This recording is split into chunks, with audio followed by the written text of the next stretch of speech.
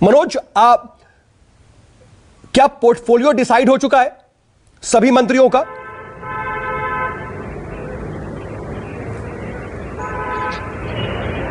जी देखिए, इस तरह से यहाँ पे जो मंत्री जब शपथ लेंगे, इसके बाद मुख्यमंत्री ममता बनर्जी करीब 3 बजे सारे मंत्रियों को बैठक करेंगे और उसके बाद यहाँ पे कौन मंत्री, देखिए कल ही डिसाइड हो चुका था कि जो 24 कैबिनेट मंत्री बनेंगे और करीब 10 जो राज्य स्वतंत्र मंत्री है 9 राज्य मंत्री को बनाया जाएगा। बाकायदा उनके नाम का भी घोषणा हो चुका था कि किन्हें किन्हें बनाया जाएगा और उनको यहाँ राजभवन की तरफ से देर रात में ही फोन चला गया था कि करीबन आप 10 बजे तक राजभवन पहुंच जाइए। अब इसके बाद यहाँ पे डिसाइड होगा कि अब किस पद पे किस भार को संभाला जाए। इन सब चीजों को लेके पहले से तैयारी हो चुकी है। मुख्यमंत्री ममता बनर्जी बाकायदा सारे मंत्रियों के साथ बैठक करेंगे और उनके किस पद पे किस विभाग में काम करना है, इन सब चीजों पे भी मुख्यमंत्री ममता बनर्जी चर्चा करेंगे और अपने कैबिनेट का भी विस्तार करके आगे का रणनीति भी बनाएंगे। जाहिर सी बात है, देखिए यहाँ पे जिस तरह से हम अभी लगातार चर्चा कर रहे थे कि पश्चिम बंगाल में लगातार की जो हिंसा की गतिविधियां है, कहीं न कहीं मुख्यमंत्री ममता बनर्जी को इस पे भी विराम लाना होगा, क्योंकि मुख्यमंत्री ममता बनर्जी जब यहाँ पे शपथ ली थी, उन्होंने साफ तौर पर कहा कि बंगाल में हिंसा हो रही है, इन सब चीजों पर भी ध्यान देना है। दूसरी तरफ देखिए, बंगाल में जिस तरह से कोरोना महामारी फैल रही है, इस पे भी काबू पाना है और लोगों को किस तरह से यहाँ पे जो उनको टीका की व्यवस्था कराना है, वैक्सीन की व्यवस्था करानी है, ऑक्सीजन की व्यवस्था करानी है और किस तरह से इस पे लगाम लगे, इन सब चीजों पे भी ध्यान देना है। तो कहीं ना कहीं मुख्यमंत्री ममता बनर्जी इन सब चीजों को लेकर 3 बजे सारे जो मंत्री हैं उनके साथ बैठक करेंगे और उनके विभागों के बारे में सबको बताया जाएगा कि आपको ये विभाग है। उस तरह से पूरी रणनीति तैयार किया चुका है और मंत्री यहां से शपथ लेने के बाद सीधा नवन्नौ जाएंगे और मुख्यमंत्री ममता बनर्जी के साथ वहां पे कैबिनेट की पूरी बैठक होगी और उसके आगे रणनीति की भी तैयारियां किया जाएगा। ठीक है। और ये अटकलें हैं कि ममता बनर्जी गृह और स्वास्थ्य मंत्रालय अपने पास रखेंगी, इस बारे में कोई जानकारी मिल पा रही है क्या?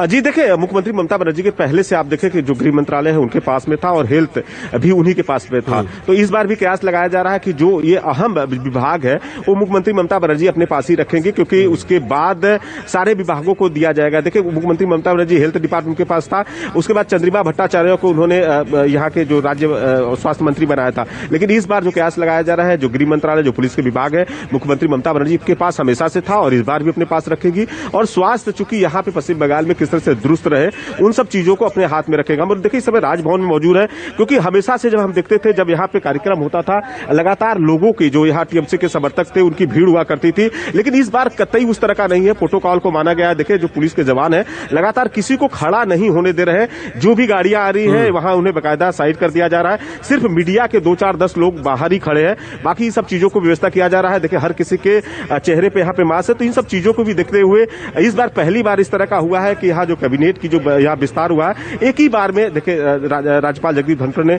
सभी को शपथ लगाया है, क्योंकि साथ में ज्यादा से ज्यादा यहाँ पे देरी न हो, कम समय में हो। और इन सब चीजों को देखते हुए पश्चिम बंगाल की सारी सुचारू रूप से व्यवस्था किया जा रहा है और मुख्यमंत्री ममता बनर्जी अपनी अगली रणनीति तैयार कर रही है सारे मंत्रियों के साथ में, इन सब को चीजों को लेकर कि बंगाल के आगे कैसे बढ़ा जाए और सारी चीजों को। क्योंकि देखिए, इस बार जो बहुमत आया है, कहीं न कहीं 2016 का मुख्यमंत्री ममता बनर्जी की इतनी विरुद्धता नहीं थी, उन सब के बावजूद भी 211 सीटें आई थी। लेकिन इस बार देखिए, तमाम बीजेपी के बड़े नेता बंगाल के दौरा किए और किस तरह से चुनाव प्रचार में पश्चिम बंगाल में लगातार यहाँ पे दौरा के दौरान हिंसा भी गतिविधियां हुई और पूरी जोर शोर प्रधानमंत्री से लेकर गृह मंत्री तक ने किया। और टीएमसी के ऐसे कई मुख्यमंत्री ममता बनर्जी के जो वफादार थे, टीएमसी छोड़कर बीजेपी में गए, लेकिन उसके बाद भी यहाँ पे प्रचंड बहुमत से मुख्यमंत्री ममता बनर्जी सत्ता में आई है। उसी के तहत ये पूरे मंत्रिमंडल का विस्तार हो रहा है और मुख्यमंत्री ममता बनर्जी भी बड़े यहाँ पे कह सकते हैं कि ज्ञानपूर्वक आगे रणनीति तैयार कर रहे हैं कि बंगाल की जनता को कैसे अपने साथ लेना है, क्योंकि जनता उनको। लेकिन अगर मनोज हम देखें इस बार के शपथ ग्रहण को, ममता बनर्जी तीसरी बार मुख्यमंत्री बनी है, उनकी कैबिनेट भी अब तैयार है, उनके चेहरे भी हम लगातार इस वक्त अपने दर्शकों को दिखा रहे हैं। किन चुनौतियों का इस बार सामना करना पड़ेगा? क्योंकि देखिए, हम देख रहे हैं जगदीप धनखड़ और उनके बीच जो है वो टकराव की स्थिति लगातार बनी हुई है। खुद ममता बनर्जी के शपथ ग्रहण के दौरान भी हमने देखा था क्या हुआ था, किस तरीके से हिंसा को लेकर के वाद विवाद हुआ था। और अब आज कैबिनेट की बैठक, कैबिनेट की आज शपथ ग्रहण था, उससे पहले नारदा मामले में सीबीआई की जांच को भी हरी झंडी दे दी गई।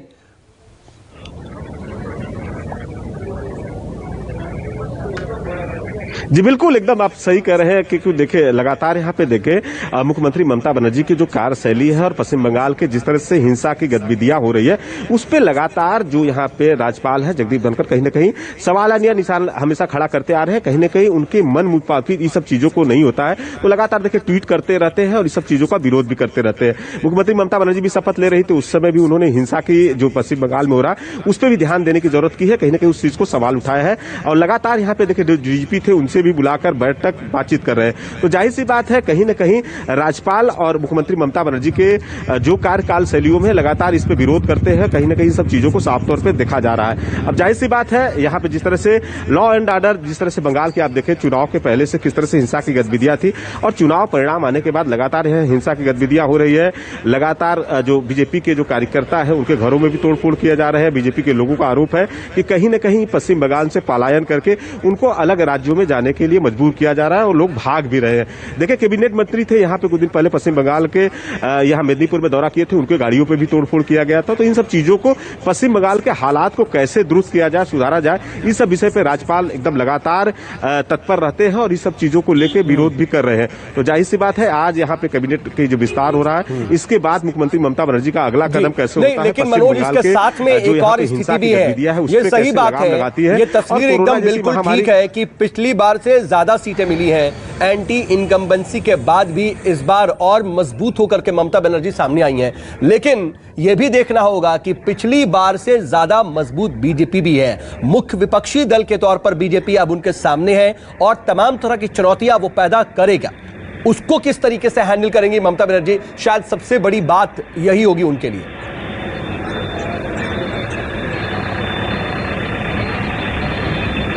जी देखिए पश्चिम बंगाल के इतिहास में पहला बार ऐसा हुआ है कि कांग्रेस और सीपीएम एक भी जो उनके उम्मीदवार हैं नहीं जीत पाए हैं और विधानसभा के कहें जाने में असमर्थ रहे। और इस बार का पहला ऐसा विधानसभा जो कैबिनेट चलेगा, क्योंकि देखिए यहाँ पे जब हम 2016 में देखें तो बीजेपी के मात्र 3 सीट थे और बीजेपी अब करीबन इससे बढ़ाकर 76 सीटें लेके आई है। तो अब बंगाल के एक अलग समीकरण है। मुख्य रूप से जिस तरह से देखें जो चुनाव था टीएमसी बनाम बीजेपी का था और वही चीज अब दिखने को मिल रहा है साफ तौर पे। यहाँ पे सत्ता में तो टीएमसी पार्टी है और विरोधिता के तौर पे उनके मुख्य बीजेपी वहां पे होगा। उनके बीजेपी के तमाम जो बड़े यहाँ जो नेता थे कहीं ना कहीं विधायक चुन के आए हैं, कई नए चेहरे भी आए हैं। अब इन सब चीजों का भी मुख्यमंत्री ममता बनर्जी को विरोध करना पड़ेगा, क्योंकि देखिए इस बार कांग्रेस और सीपीएम का पूरी तरह से सफाया हो चुका है। उनके एक भी विधायक यहाँ से नहीं जीत पाए हैं। तो अब सीधा मुकाबला टीएमसी बनाम बीजेपी का जिस तरह से हम लोग चुनाव में देख रहे थे, अब ये विधानसभा में भी घमासान दिखाई देने लगेगा। देखिए जिस तरह से पश्चिम बंगाल का प्रयास लगाए जा रहे हैं कि लगातार जिस तरह से मुख्यमंत्री ममता बनर्जी ने उस दिन भी कहा था कि ऐसे जो लोग हैं टीएमसी को छोड़कर बीजेपी में गए हैं, यदि वो वापस आते हैं, इस बात को हम लोग पूछा गया तो उनका कहना है उनका स्वागत है। तो ऐसे कयास लगाए जा रहे हैं कि हो सकता है जो टीएमसी से कुछ नेता बीजेपी की तरफ गए हैं वापस अपने घर में वापस आ सकते हैं। इन सभी विषयों पर बंगाल की चर्चा चल रही है, यहाँ की राजनीति हो रही है। आने वाले समय में देखा जाएगा कि बंगाल का इतिहास जिस तरह से किधर जा रहा है और इस बार का जो चुनाव हुआ है वाकई देखे किस तरह से यहाँ पे जो तमाम बड़े बीजेपी के नेता थे, देखिए मनोज, ममता बनर्जी की प्राथमिकता क्या रहने वाली, क्योंकि आज ही कैबिनेट की पहली बैठक भी होने वाली है और 3 बजे कैबिनेट की बैठक होगी। जाहिर सी बात है उस वक्त तमाम मंत्रियों को पोर्टफोलियो तो दिया ही जाएंगे, लेकिन आगे की रणनीति पर भी काम होगा। और इस बार प्राथमिकता जो है वो कोरोना सबसे ज्यादा नजर आ रही है, क्योंकि शपथ ग्रहण के अंदर भी कोरोना का असर दिखाई दिया। राज्य में किस तरीके के हालात हैं, कैसे मामले संक्रमण के बढ़ रहे हैं, उससे निपटना शायद सबसे बड़ी चुनौती होगी इस बार।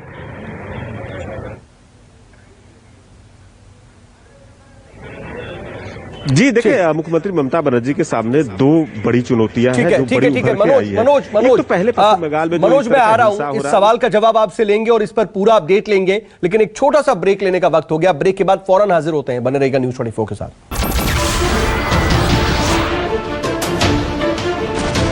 नमस्कार, मैं हूं मानक गुप्ता। अगर आपको हमारा ये वीडियो पसंद आया हो तो इसे लाइक और शेयर जरूर करें और हां, हमें सब्सक्राइब और फॉलो करना ना भूलें ताकि आप देश और दुनिया की कोई खबर मिस ना करें। तो जुड़े रहिए हमारे साथ और देखते रहिए न्यूज़ 24।